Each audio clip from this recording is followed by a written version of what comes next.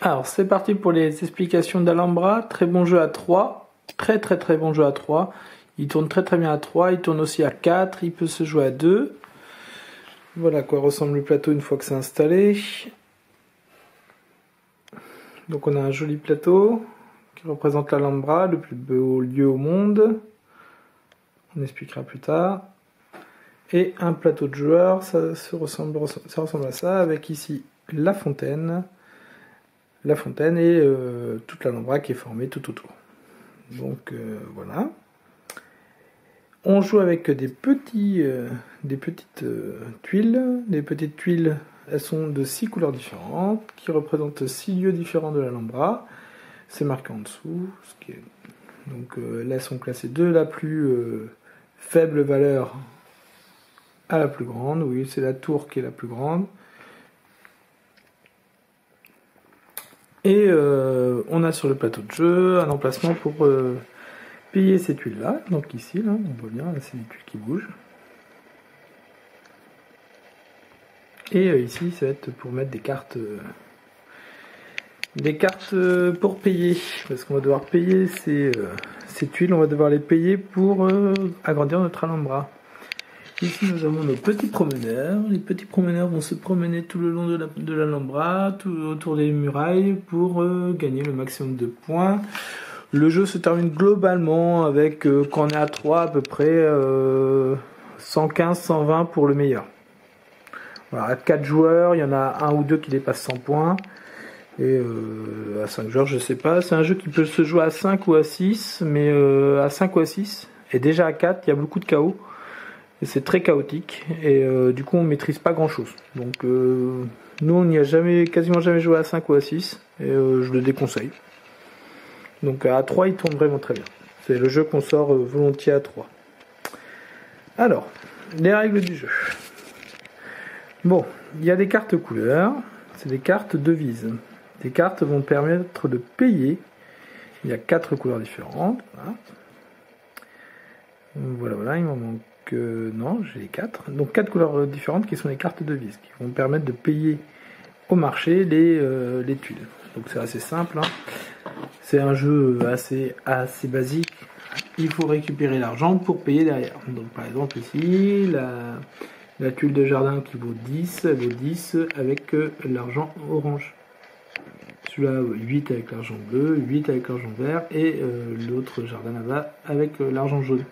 Alors il faut faire attention à ce jeu-là pour ne pas confondre que les cartes vertes ne s'achètent pas avec du vert. Parfois il y a une tendance à se tromper. Donc il faut faire attention, il y a du bleu, il y a des bâtiments bleus avec du bleu. Ça, il faut faire très attention. Et les bâtiments verts avec du vert. Donc par exemple, si je dois payer 10 cartes oranges, donc il faut que j'ai 10 cartes oranges dans la main. Donc je vais chercher mes 10 cartes oranges, donc là 5 et 1, ça fait 6. Et bien sûr, je ne l'ai pas préparé, voilà. Si j'ai un 9, voilà, avec 10, je paye 10, je les paye ici sur le bassin, et du coup je peux payer mon 10 ici. Quand j'ai payé mon 10, je le place directement dans mon terrain, dans mon Alhambra, donc je le place par exemple ici. Voilà, je le place quelque part. Alors, les règles de pose dans son Alhambra, parce qu'on ne peut pas la poser n'importe comment. Alors, regardons bien. Il y a, sur l'Alhambra, il y a des murailles. Vous voyez les traits noirs là? C'est pas des gros défauts, c'est des murailles. Donc, vous voyez, j'ai créé une petite Alhambra pour moi, je me suis créé une muraille. Alors ces murailles, elles ont un petit rôle à jouer à la fin, mais elles ont surtout un rôle assez contraignant, puisque ces murailles, on peut pas faire n'importe quoi. Par exemple, on peut pas faire ce que tout à l'heure, quand je faisais, regardez, on peut pas faire ça. Tout à l'heure, quand je prenais cette tuile-là, on peut pas faire ça. Pourquoi? Parce qu'ici, il y a une muraille. Et donc du coup, on peut pas traverser la muraille. Donc celle-là, je ne pourrais la poser, par exemple, qu'ici.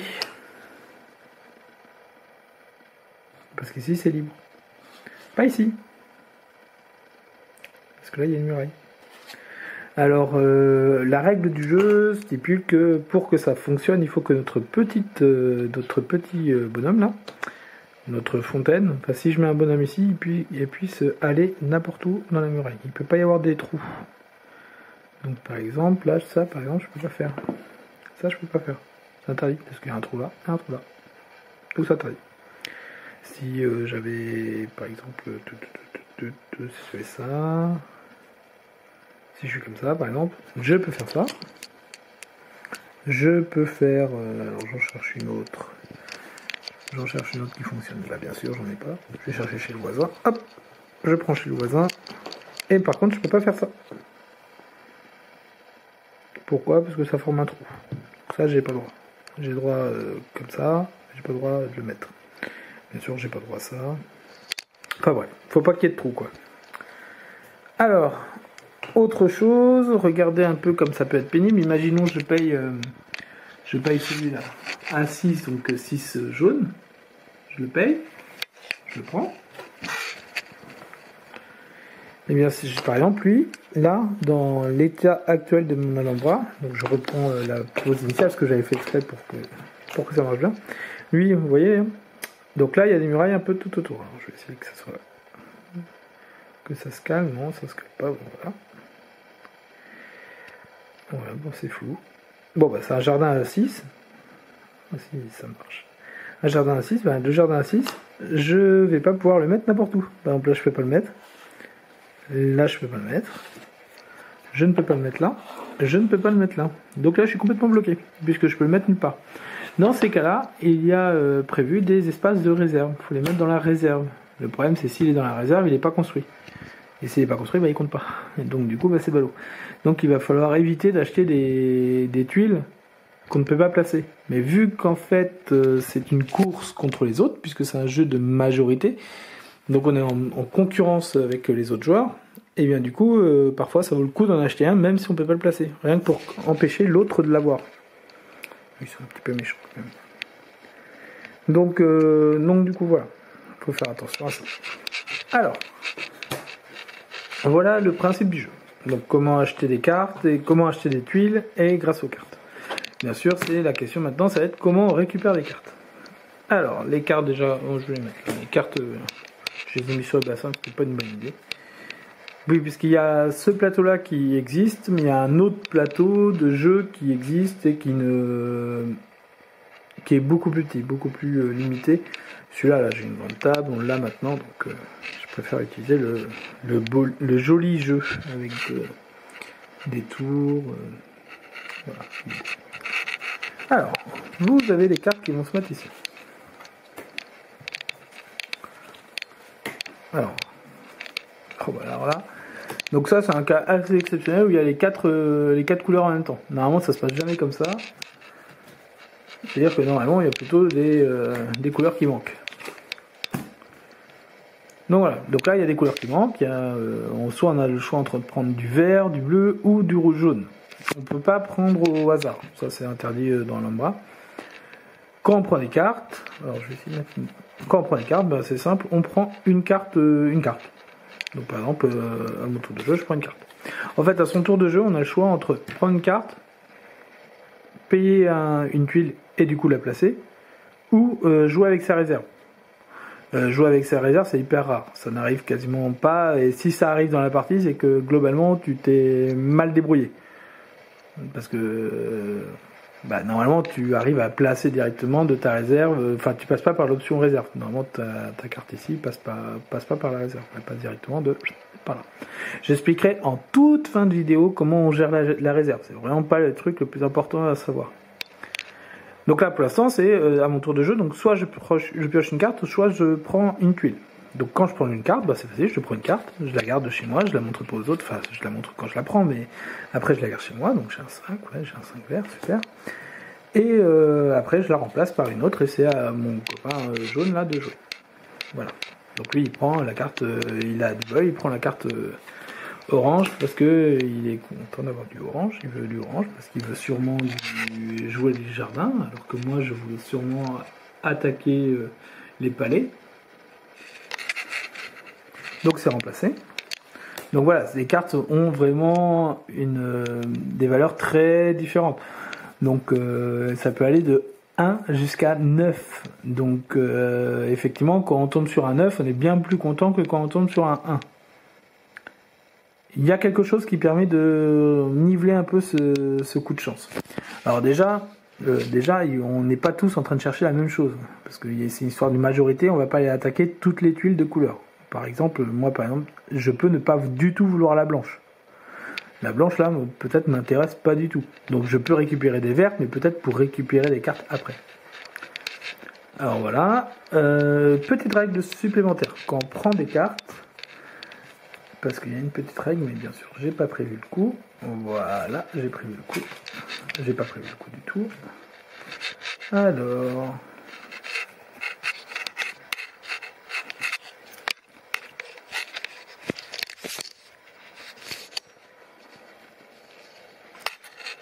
l'écran vient de s'éteindre. Alors, il me faut des cartes de petite valeur que je cherche en même temps. Je cherche des cartes en même temps que je filme. C'est ballot. J'aurais pu prévoir. Donc je mets un bordel monstre. Voilà. Imaginons il y a des cartes de petite valeur. Voilà. Et une carte de grande valeur. Alors, on va mettre un 1 plutôt. Ouais, mal fait, c'est mal fait.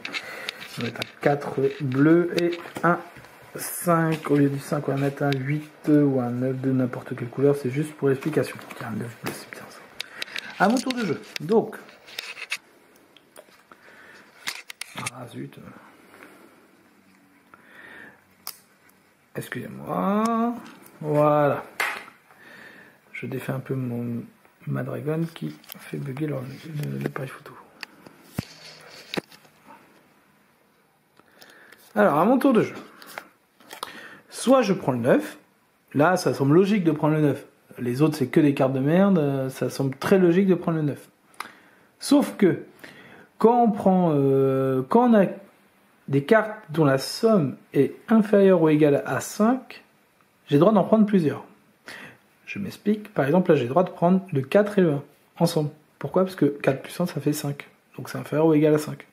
Donc j'ai le droit de prendre 4 et 1. Ou j'ai le droit de prendre 1 et 2. Ça peut être utile pour avoir plusieurs couleurs, plusieurs petites cartes de plusieurs couleurs qui sont utiles par la suite. Je vais expliquer pourquoi. Donc ça peut être utile. Soit de prendre celle-là, soit de prendre celle-là. Celle-là, bien sûr, c'est pas possible, parce que 4 plus 2, ça fait 6. Et bien sûr, le 9, c'est bien possible de les coupler avec un autre, parce que déjà 9 est plus grand que 5. Donc quand la somme des cartes est inférieure à 5, on peut en prendre plusieurs. Bien sûr, si tu en prends plusieurs, là, j'en prends plusieurs. Bien sûr, le suivant, il a le choix entre plusieurs cartes. Donc là, pas de bol pour lui, il a un 4, lui il a un 7. Donc lui, il a d'autres choix. Donc on donne plus de choix. Mais bon, il a le choix entre deux couleurs, c'est pas de bol, il voulait du orange, et il n'y en a pas qui sort. C'est un jeu où le hasard est quand même hyper présent. Alors, donc ça c'est prendre des cartes. Bon, c'est tout bête, hein. C'est vraiment tout bête. Le jeu s'arrêtera avant que toutes les cartes soient distribuées. Donc globalement, il n'y aura pas de cartes qui seront remélangées. Les cartes qui sont utilisées sont perdues. Voilà. Alors, ici bref. Ici, du coup, on a les tuiles à acheter. Donc, elles se renouvellent, elles sont 4. À chaque fois sur le plateau, elles sont toujours 4. Si moi, j'achète une tuile. Tout à l'heure, j'ai acheté une tuile en faisant 10 piles.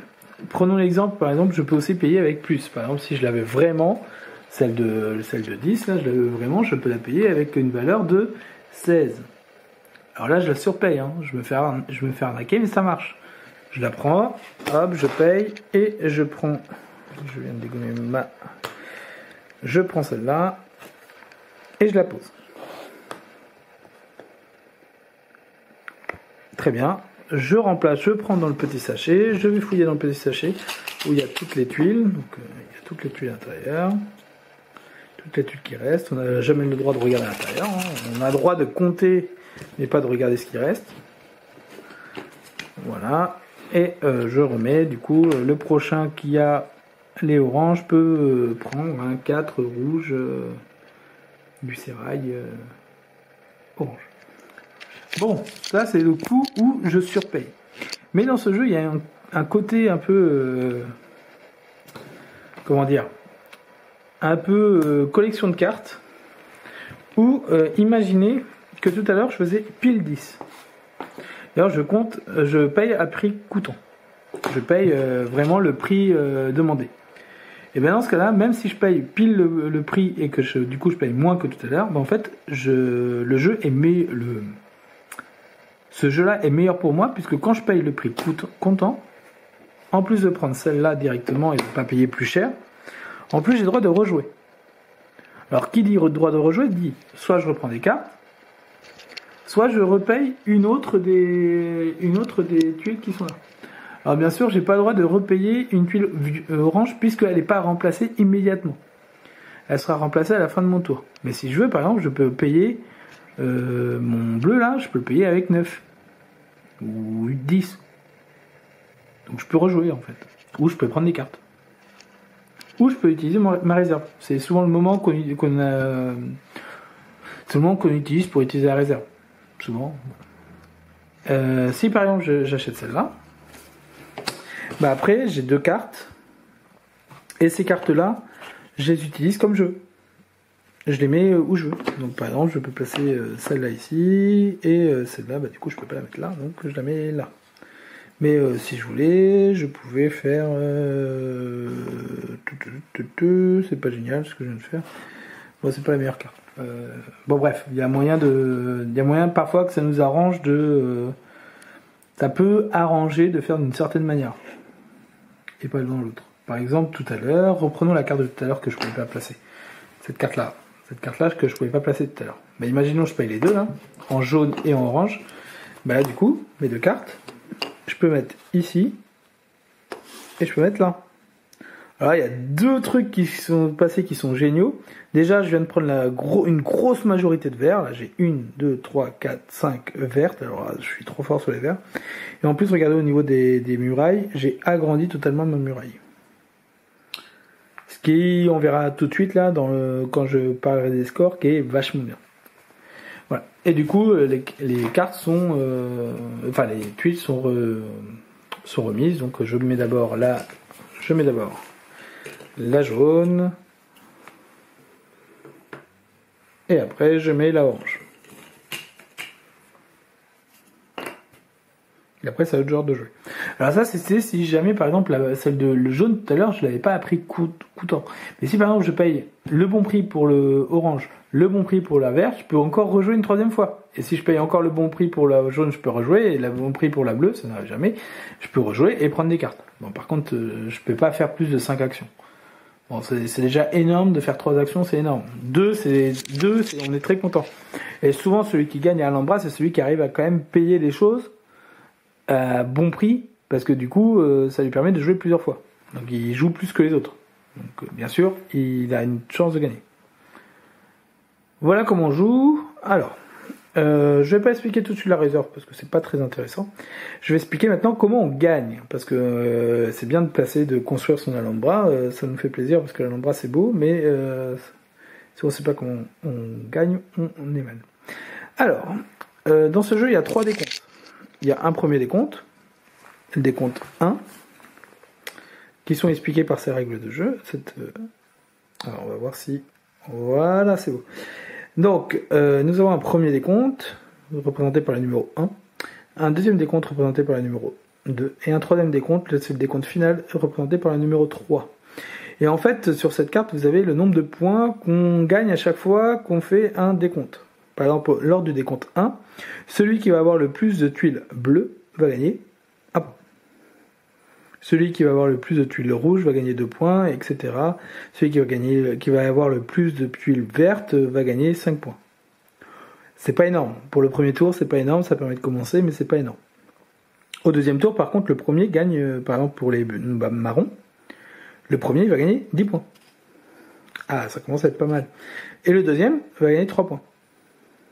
S'ils sont égalité, on fait 10 plus 3, ça fait 13, et on divise par 2. Ça fait 6 points chacun, puisqu'on divise, et on compte pas les demi-points, donc on arrondit à l'entier inférieur. Donc 10 plus 3 ça fait 13, divisé par 2 ça fait 6,5, donc c'est 6 points chacun pour le premier et le deuxième. Si on est 3 égalités, bien sûr on additionne les deux et on divise par 3. Toujours avec la même règle.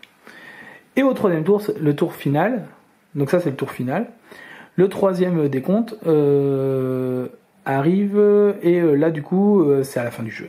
C'est à toute fin du jeu. Alors j'expliquerai tout à l'heure la fin du jeu. La fin du jeu, je conseille souvent aux joueurs, enfin quand j'explique la règle en direct, généralement je donne la règle de fin du jeu à la moitié du jeu, parce que c'est un petit peu spécial.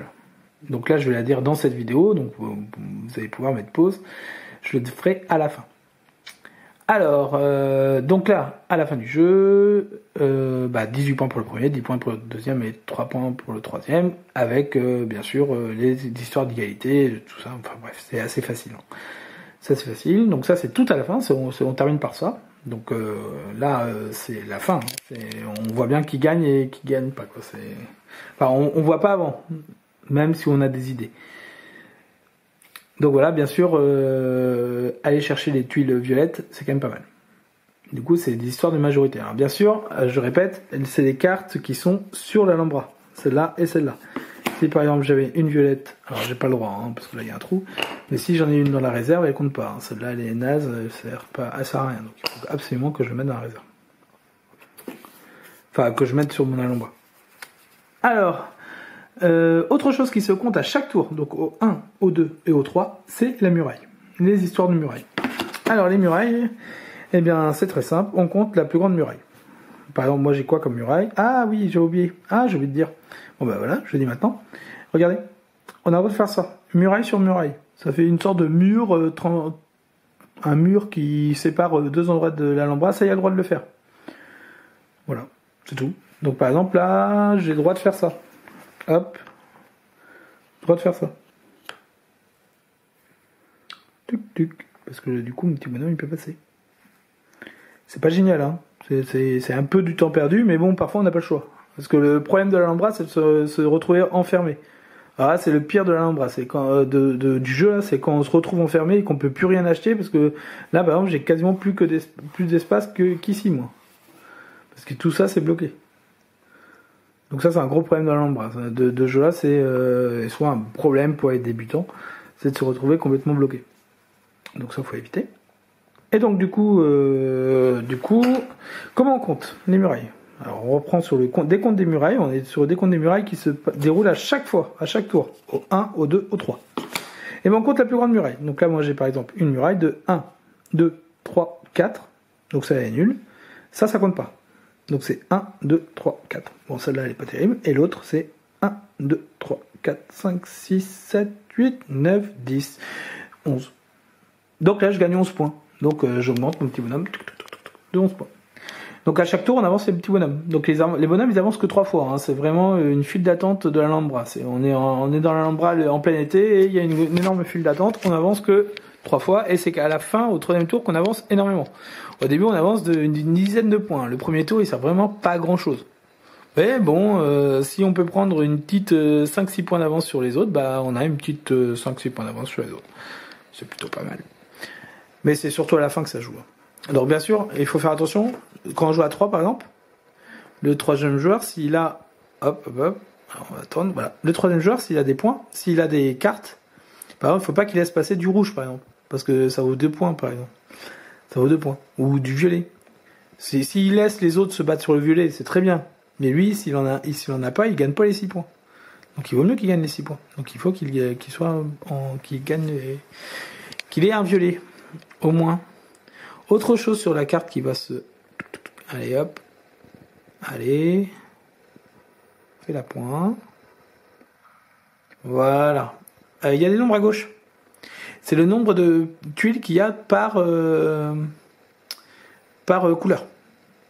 Donc on voit bien que violet et vert, bah, c'est celles qu'on veut avoir, mais c'est celles qui ont le plus de tuiles, donc les plus difficiles à maîtriser.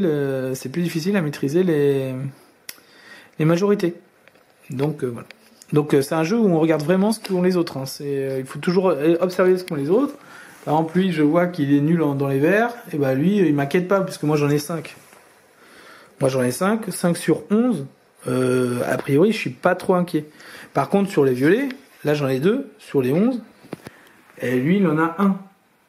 Donc lui, s'il en récupère 1, il va me passer devant, donc il faut que je fasse attention. Donc voilà, on est toujours en train de regarder. Lui, il a 3 bleus. Les bleus, c'est la couleur la moins forte. Et en plus, il y en a que 7. Donc lui, là, avec les 3 bleus, il est sûr d'avoir quasiment la majorité, quoi.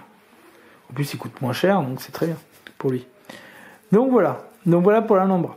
Alors, 2 petites choses. Encore pour l'explication, il y a la gestion de la réserve. Alors, la gestion de la réserve, si vous avez quelque chose à mettre en réserve. Donc, à mettre en réserve, ça veut dire que vous avez une tuile à mettre en réserve. Par exemple, cette tuile-là, je n'arrivais pas à la placer, et là, maintenant, je peux la placer ici.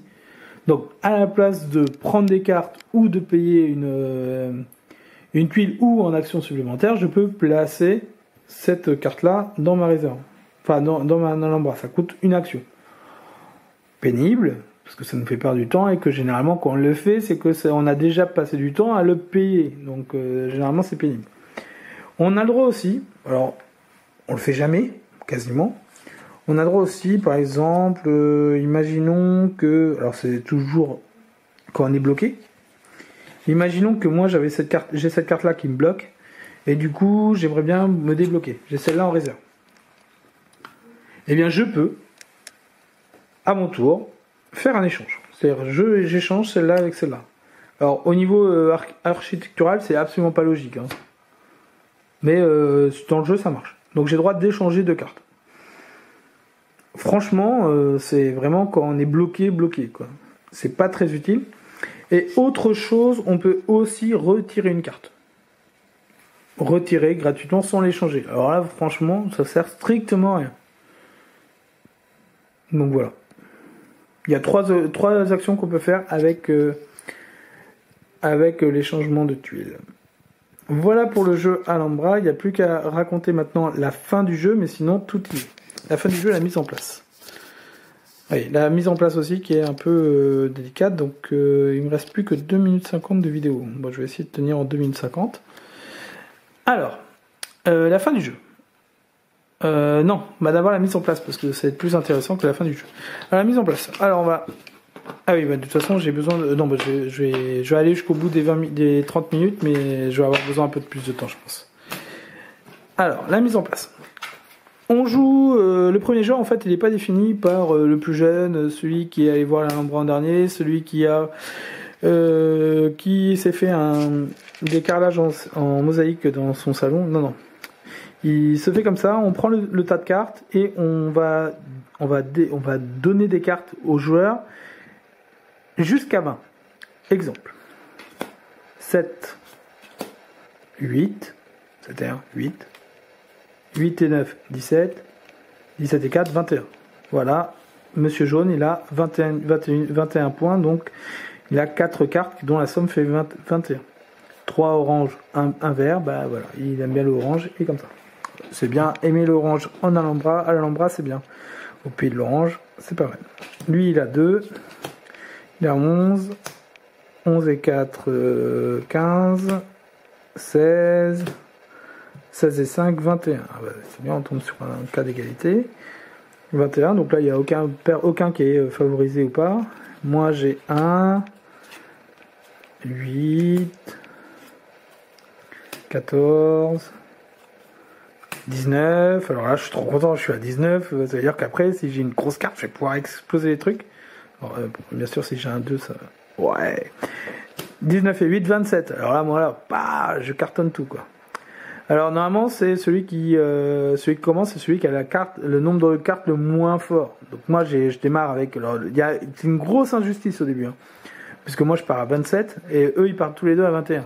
Donc là voilà. Mais en tout cas c'est un de ceux-là qui va gagner, qui va commencer. Je pense que c'est celui qui a le moins de cartes. Il faudra vérifier sur la règle, parce que bien sûr ça c'est le genre de règle qu'on regarde qu'une fois dans la partie et qui nous sert jamais. Donc je vais regarder dans la règle. Il me reste 40 secondes pour tout faire. Voilà. Donc la règle qui est plutôt bien écrite, hein, c'est plutôt pas mal. De l'autre côté, c'est pas très compliqué comme jeu. Alors, la somme totale de 20 ou plus, quelle que soit devise. C'est le joueur qui a reçu le moins de cartes qui commence à jouer. Le moins de cartes. Ah bah non, j'ai raconté une grosse connerie. C'est celui qui a le moins de cartes qui commence, donc c'est celui qui en a 4. Voilà, bon, on se retrouve avec... ouais, voilà, j'ai dit une grosse connerie, du coup la vidéo s'est arrêtée. C'est très bien, ça s'est arrêté sur la grosse connerie, donc ça fait quelques années que je jouais toujours avec la même règle, et donc du coup ça change complètement. C'est celui qui a le moins de cartes qui commence, donc c'est celui-là. Et après, du coup, bah, on change, hein. Après c'est par ordre... C'est par ordre, voilà.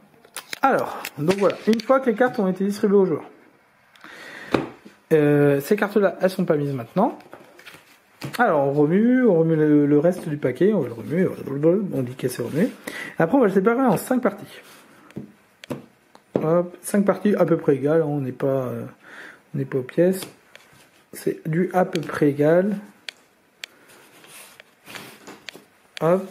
Et ces deux cartes, ce sont les cartes décompte. Décompte numéro 1. Alors là, le décompte numéro 1, c'est la carte A, et le décompte numéro 2, la carte B. Oui. Oui, ils n'ont pas fait attention, ils n'ont pas mis en corrélation le 1, 2, 3 avec le A et B. Bien sûr, le 1 correspond au A et le 2 correspond au B. C'est pas logique, c'est comme ça. Donc la carte numéro A, je la mets dans mon tas numéro 2. Ouais, j'étais vraiment en pièce. Alors la carte numéro A, je la mets dans le deuxième paquet. La carte numéro B, je la mets dans le quatrième paquet. Et après, je remue. Donc là, je remue. Je remue. Je remue. Je remue. Et après, je mets celui-là en premier. Celui-là. Celui-là. Et celui-là. Ce qui fait que quand je vais poser les cartes sur le jeu, voilà, après je les pose. Oh bah donc, c'est joli. Que du vert. Donc là, le premier joueur, il est ravi, là. Que du vert et que de la merde. Donc là, il est heureux. Là, il suffit juste qu'il ait pris. En plus, il a du vert déjà, lui. Là, il est heureux. Il va avoir du vert et du orange. Donc, non, mais il n'est pas du tout heureux. Là, c'est pourri. C'est-à-dire qu'il va pas avoir le choix pour commencer la partie. Bon, pas de bol, hein. Pas de bol. Il y a beaucoup de facteurs chance. Ça veut dire que quand même, si on reprend, ça veut dire que mes compteurs sont placés, en fait, il y en a un qui est placé au tiers du paquet et l'autre au 2 tiers du paquet. Donc du coup, ça veut dire qu'à peu près au tiers de la partie, mais on ne sait pas quand, il va y avoir la carte décompte qui va apparaître, et au deuxième tiers, il va y avoir la carte deuxième décompte qui va apparaître. Ce qui fait que, en fait, quand on va tirer les cartes, quand on va prendre les cartes et on va les remettre, à un moment donné, il va y avoir la carte de décompte qui va apparaître, et c'est à ce moment-là qu'on fait le décompte. Voilà. Voilà, tout simplement. Et pareil au deuxième. Donc voilà. Et après, donc du coup, on continue comme ça jusqu'à la fin du jeu. On compte les points. Et donc la fin du jeu arrive. Et quand la fin du jeu arrive, c'est là où il y a une petite règle spéciale. Donc il va falloir expliquer comment se termine le jeu. Donc le jeu se termine au moment où, quand on met les tuiles, on n'arrive plus à en placer 4. C'est-à-dire que par exemple, si joueur orange il prend cette dernière tuile là, il la place, il la met où il veut, et là dans le sac, le sac il est vide. Oh, j'ai un sac vide. Il n'est pas vide, mais j'ai le sac qui est vide. Et bien à ce moment-là, on arrête le jeu. Le jeu est terminé. Il se termine directement, on ne termine pas le tour, c'est terminé. Mais par contre, on va devoir distribuer les 3 dernières qui manquent. Alors soit le orange il a payé avec le vrai compte d'argent, et donc du coup il peut continuer à jouer et en acheter un autre, donc ça il a le droit de le faire, et s'il peut le faire, tant mieux pour lui, pour nous. Sinon on va faire une petite mise aux enchères. Alors très très simpliste. Hein. On va regarder, donc on s'arrête, hein, tout le monde s'arrête, et là on regarde le jaune qui a le plus de cartes jaunes. Alors pas de carte, la valeur, qui a plus de valeur jaune. Donc généralement il y en a 3 d'un côté, 4 de l'autre et 7 de l'autre. C'est des exemples, il n'y en a pas beaucoup, sauf si quelqu'un prévoit le coup. Et donc celui qui a le plus de jaune gagne celle-là. Celui qui a le plus de vert gagne celle-là, celui qui a le plus de bleu gagne celle-là, celui qui a le plus d'orange, il se fait avoir. Et oui, c'est comme ça. Donc c'est encore une fois assez chaotique sur la fin. Et du coup, par exemple, s'il y a un joueur qui récupère ces deux-là, il peut les mettre dans son alhambra. Il les met dans son alhambra, donc c'est quand même des cartes qui peuvent faire gagner des majorités. Hein. C'est pas déconnant du tout. Hein. Par contre, il faut les placer. Donc s'il peut pas les placer, bah là c'est mort. De toute façon, il peut plus. S'il peut pas les placer, il peut pas les mettre dans la réserve. Donc là, par exemple, là, je suis un petit peu bloqué. Voilà. Donc là, je peux pas placer les deux. Donc c'est en fonction de ce que je veux. C'est en fonction de ce qu'ont les autres. Si je vais placer, est-ce que je me mets une blanche parce que j'ai aucune blanche et je vais gagner 4 points parce que je vais être le dernier. Ou est-ce que je vais mettre la marron? Je vais mettre la marron parce que la marron me permet de passer de deuxième à premier, donc je vais gagner 18 points à la place de 10 points. Enfin, ça dépend du jeu de chacun, donc chacun voit ce qu'il a envie de faire. Donc voilà ce qui se passe à la fin, et après on fait le décompte final, donc le 3e décompte, et celui qui a gagné, bah, c'est celui qui a le plus de points, comme d'habitude dans les jeux. Donc voilà, et autour de 120, 110, 120 à 3 joueurs. Voilà. Voilà. C'est un jeu qui joue assez rapidement, donc l'explication des règles est un peu longue, là, 35 minutes quand même, c'est long. Mais en 2 heures, c'est fini, même 1h30. C'est vraiment très agréable, ça se joue très très bien. Donc bonne partie, c'est parti. Voilà, donc on enlève toutes les tuiles, on part avec rien du tout, bien sûr. Il faut tout enlever, il faut tout réinitialiser, mais voilà. Voilà, bon jeu.